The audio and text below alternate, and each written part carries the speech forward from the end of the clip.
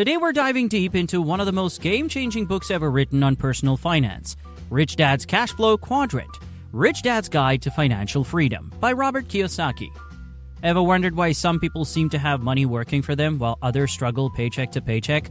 This book reveals the secrets, so let's get into it because we're about to spill some serious financial wisdom. Lesson number 1, the quadrant explained. So let's start with the basics. The cash flow quadrant is divided into 4 sections, E, S, B, and I. It's not a puzzle, but understanding it is key to unlocking financial freedom. E stands for employee. This is where most people start. You trade your time for money. The catch? Someone else is controlling your income, and that someone else is getting rich while you're making a living. S. This is for self-employed. You're your own boss, but don't pop the champagne just yet. You still trade time for money. The difference? Now, if you don't work, you don't get paid. It's like owning your job instead of a business. B stands for business owner. Now we're talking. You own a system that makes money even when you're not there. This is where financial freedom starts to feel real. I is for investor, the ultimate goal.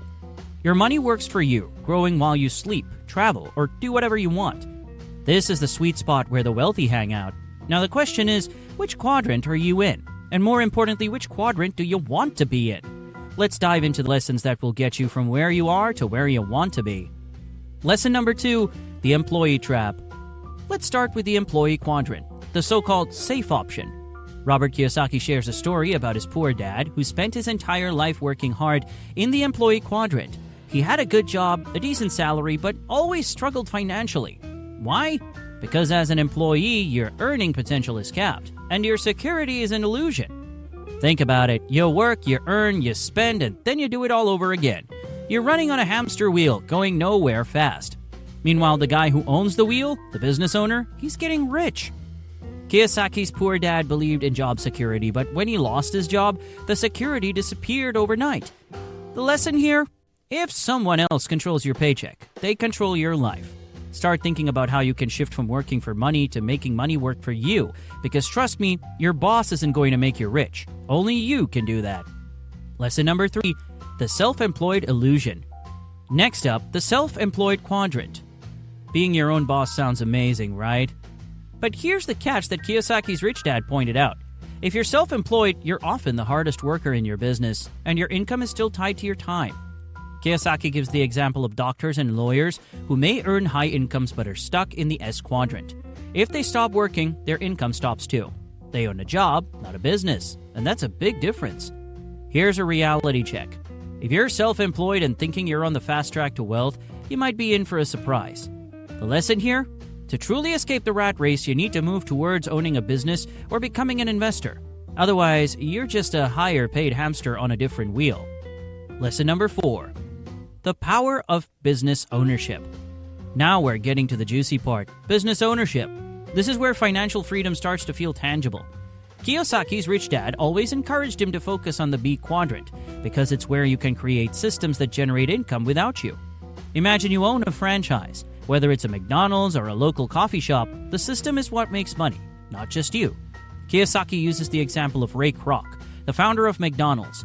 Kroc wasn't in the hamburger business. He was in the business of owning systems that made hamburgers. Big difference. The takeaway? To move from self-employed to business owner, you need to build or buy a system that works without you. It's not easy, but the rewards? Financial freedom. The ability to step back and watch your business grow while you do what you love. Lesson number 5, the investor's mindset.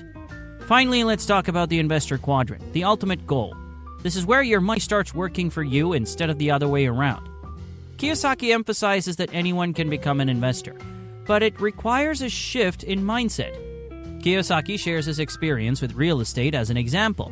He started small, buying one property and then another, letting the cash flow from the properties fund his lifestyle.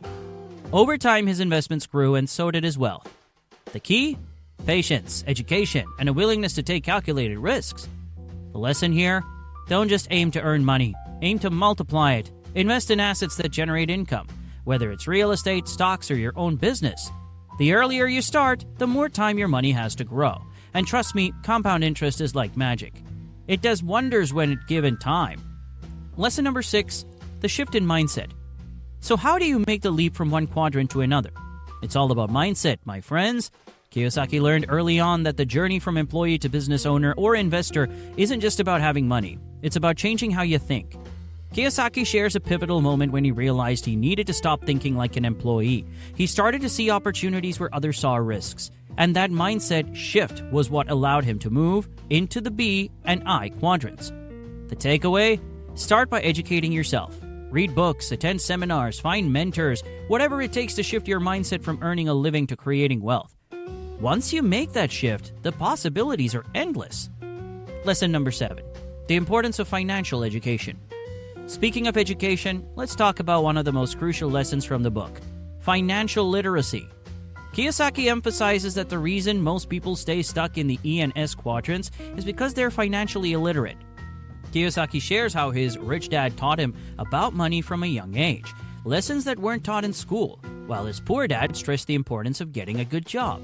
His rich dad focused on teaching him how to make money work for him through investing and owning businesses.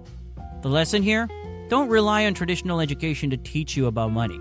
Schools might teach you how to get a job, but they won't teach you how to achieve financial freedom. That's something you have to take into your own hands. The more you know about money, the better decisions you'll make, and the faster you'll move from employee to investor. Lesson number 8, taking action. Now, all this knowledge is powerful, but it's useless if you don't take action. Kiyosaki's rich dad taught him that success doesn't come from what you know, but from what you do with what you know. Kiyosaki shares how he took his first step into the B quadrant by starting a business with a friend. They didn't have it all figured out, but they started anyway. That business wasn't an overnight success, but it was the first step in a journey that led to financial freedom. The takeaway? Don't wait for the perfect moment. It doesn't exist. Start investing, start a side hustle, start educating yourself. Just start. The sooner you take action, the sooner you'll find yourself in the B or I quadrant. So there you have it, the top lessons from Rich Dad's Cashflow Quadrant. It's not just a book, it's a blueprint for financial freedom. Whether you're an employee looking to break free, a self-employed hustler wanting more time, or a business owner ready to scale, the principles in this book can change your life, if you're willing to put them into practice. Until next time, remember, don't just work for money, make your money work for you. Check out this next video for more financial pearls of wisdom.